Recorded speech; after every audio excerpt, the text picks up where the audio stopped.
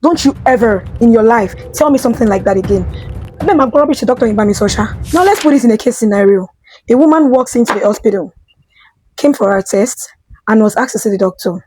Immediately she got into the doctor's office. The doctor said, "Madam, we're sorry to break this news to you, but you have stage 3 cancer."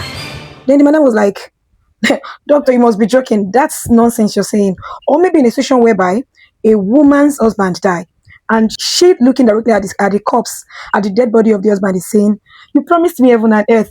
You cannot go nowhere." Or a nurse comes to break to a woman that her husband is dead, and the woman was like, "You cannot tell me that my husband is dead.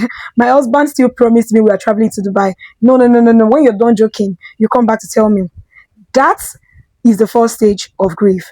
According to psychologist Elizabeth Kubler-Ross, she explained the phases of emotional changes that human beings go through when they are going through grief. That is, in the case of loss, or if bad news was broken to them, or maybe they are going through a phase of their life. Grief has 5 phases, and if you're a nursing student, I'm going to be giving you the 5 phases of grief, which are DABDA. Use this acronym, DABDA. D as in denial. As in the case of that woman that said, "That can never be me. God forbid. What do you mean I have cancer? My husband cannot be dead. I still saw him yesterday. I still saw this person yesterday. They promised me heaven and earth." That's denial. A, anger. They get really, really angry.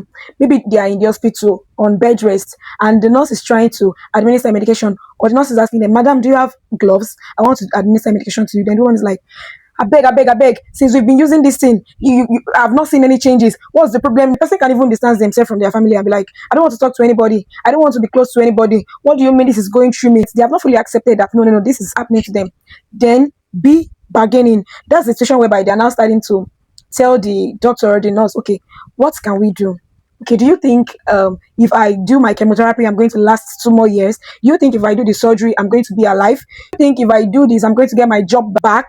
Face of depression, they begin to think like, they finally getting to accept it gradually, and they are in a phase where they're like, "God, why is this thing happening to me? Why is all of this going on with me?" They're starting to feel bad. They might start isolating themselves and every other thing like that. Then the last stage is the stage of acceptance, when they have tried everything, they have explored every option, and it doesn't seem to work, or they have just accepted that they are going to die in 2 months or in 3 months. They have started writing their will. They're like, whatever happens, happens for good. Then they'll start taking everything as joy. They'll count everything as joy. When they see the doctor, they go, "Mr. Doctor, Mr. Lagbaja, good morning." They want to be close to their family members.